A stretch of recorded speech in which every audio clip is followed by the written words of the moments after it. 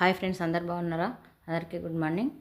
ఈరోజైతే రక్షాబంధన్ అంటే రాఖీ పౌర్ణమి గురించి నేనైతే ఒకరోజు ముందుగానే పిల్లలకు ఈ రాఖీ పౌర్ణమి అనేది పిల్లలకు తెలియడానికి అలా సంతోషం కోసం అని నేను స్కూల్లో మనకు రాఖీలు అలాగే స్వీట్లు తెప్పించి పిల్లలకైతే ఒక చిన్న ఈవెంట్ లాగా నేనైతే సెలబ్రేషన్ చేశానండి ఈ మా అంగన్వాడీ సెంటర్లో.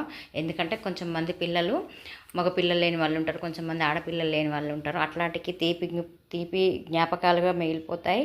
అలాగే లేరు అన్న బాధ కూడా వాళ్ళకు ఉండదు. ఈ చిన్నప్పటి జ్ఞాపకాలు చూసుకుంటే ఎవరికైనా చాలా సంతోషంగా ఉంటుంది పెరిగిన తర్వాత కూడా. కానీ ఒకటి రక్షాబంధన్ అంటే ఏంటిదంటే మనకి ఎవరో తోడబుట్టిన వాళ్ళు ఏదో పెట్టాలి, వాళ్ళు ఏం పెట్టరు అని మనం పెట్టకుండా కట్టుకోకుండా ఉండకుండా ఉండాలి. ఎందుకంటే మనకు ఈ అనుబంధం అనేది అన్నా చెల్లెలు కానీ అక్క తమ్ముళ్ళు కానీ అనేది మనకు కావాలన్నప్పుడు దొరికేది కాదు. అది మనము ఉండి కూడా భూమి మీద ఉండి కూడా మనం కట్టుకోకుండా ఉన్నామంటే అది మనకే షేమ్. ఎందుకంటే ఆ బంధం అనేది మనము వేరే వాళ్ళ దగ్గర నుంచి కొని తెచ్చుకునేది కాదు, మన రక్త సంబంధము. అది మనము భూమి మీద ఉన్నప్పుడు మనం అన్న చెల్లెలైనా అక్క తమ్ముడైనా ఎవరైనా విలువలు ఇచ్చి కట్టుకోవాలి. వాళ్ళు పెట్టే కట్నాలు కానుకలు చీరలు సారెల్లో మనకు ఏమీ ఉండదు. ప్రేమ అనురాగం అనేది మనుషులకు గొప్పది. కానీ ఈ రోజుల్లో ప్రేమ అనురాగాలు అనేవి చాలా తక్కువ అనుకోండి. కానీ కాకపోతే ఎంత తక్కువైనా కూడా అనుబంధం అనేది ఎక్కడికి పోదు కదండి. రక్త సంబంధం అనేది ఎక్కడికి పోదు.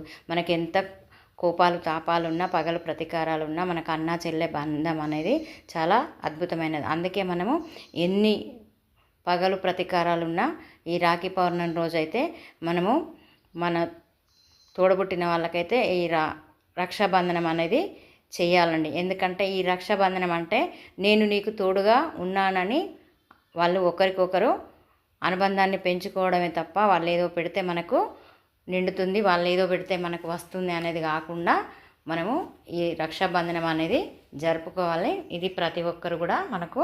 ఎందుకంటే కొందరు భూమి మీద ఉండి కూడా కట్టలేని పరిస్థితుల్లో ఉన్న వాళ్ళు కూడా ఉన్నారు. కొందరు అన్నాలు చెల్లెలు ఉండి కూడా దూరంగా ఉన్న వాళ్ళు ఉన్నారు.